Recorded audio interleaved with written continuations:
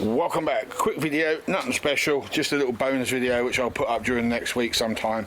Freewheeling hubs, wheel spacers and big ass wide wheels. Okay, that's what this one's all about.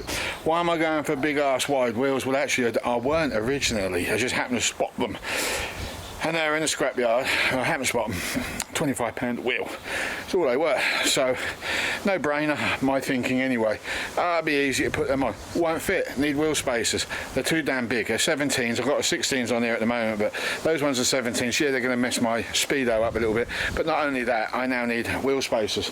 However, I don't have 160 quid for a set of wheel spacers, so we went back down the yard to get a set of wheel spacers that were on the truck that I took them off, which was a D40.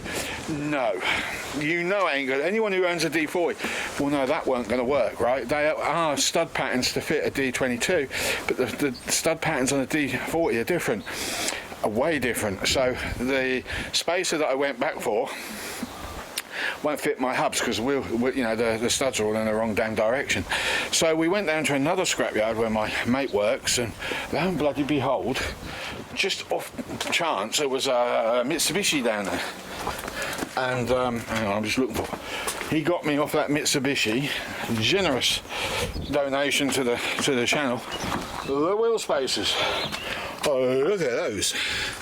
Holy shit, they're 2 inches, and they fit. And there is a third one around here somewhere, but where the hell's that gone? That was the one I was playing around with. It's disappeared. It's around here somewhere. That's the one I'm currently working with.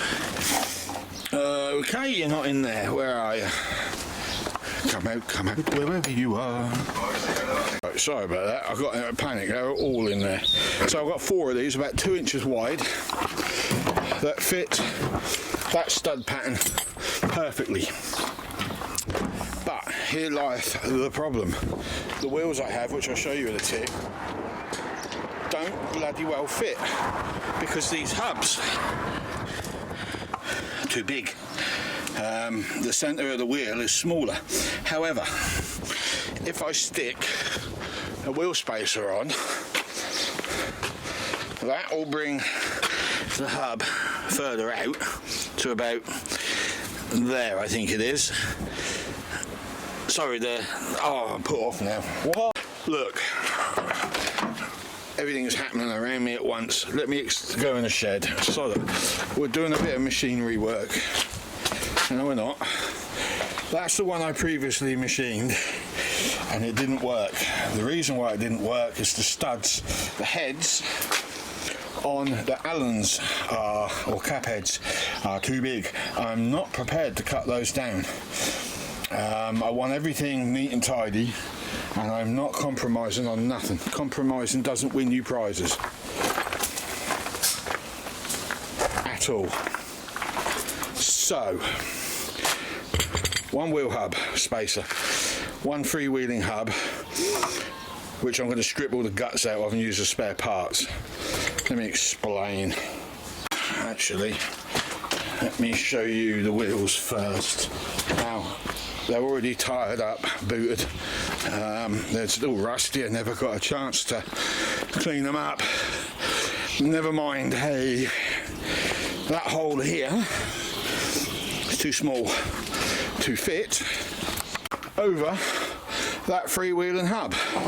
That is where I need to machine this down like I did the last one to that lower point there. But before I do that, there's one thing I do need to do, and that is to reseat the Allens. In fact, I think I might even have to go lower than that, to be honest, on that. I might have to bring it right down to here. And the purpose for that is we'll machine that edge up, and then hopefully that will sit inside, and then the wheel will go smack bang over the top without any troubles whatsoever. And then we can put our wheels on, because at the moment it's proving very elusive. I think I'm going to have to go lower than that, so I now need to put camera down, go out the front and just put my spacer back on and just measure this up. Well, unfortunately the battery died and I couldn't film any of it, but there you go. The hubs are on, but I ain't happy with it. I mean, it will do for now, but I'm going to start searching for some new hubs that will fit that circle a lot better than what's on there at the moment. So, I mean, a mean looking thing it is.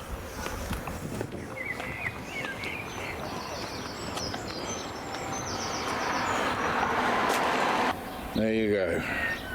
So we've just got some eyebrows to make for the customization stuff. Put the spot lamps on the front as I said I was going to do, and finish off Monday all the de-rusting that I've as yet to finish off on. We're getting there slowly, so I've got to clean all that rust off, you see. That's my next task, and hopefully my paint will turn up pretty quick and then we can paint it. I'm a little concerned about all of the rust on the body. I have some concerns about that.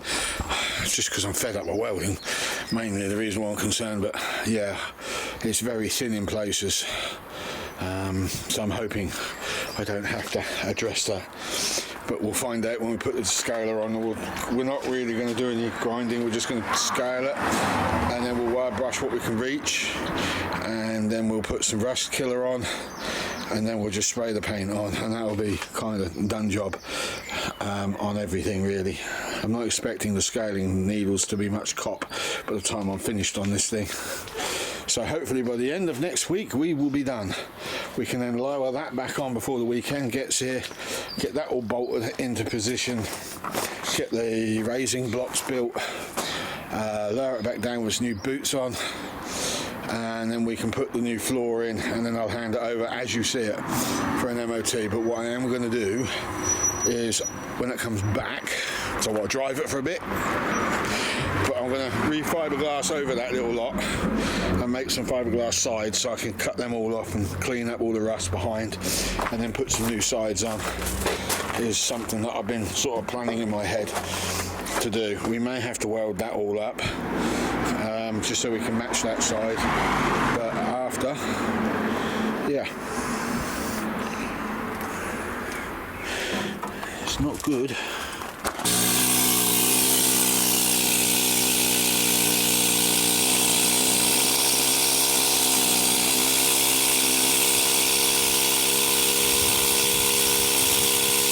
If you're wondering what that was all about,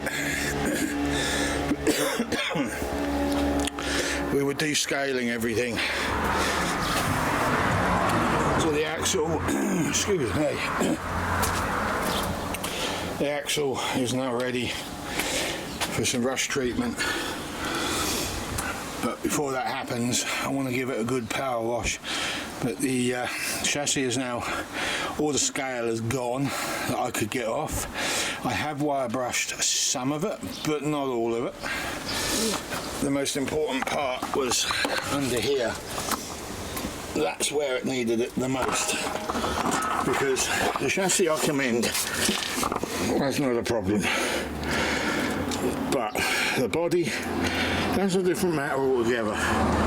So I've done the best I can. Now we've got to get some rust eater painted on, which is some kind of acid I got that sends it grey, and then we can hit it with the rest of the bed liner, which I've ordered. I'm still waiting for the black colour to come.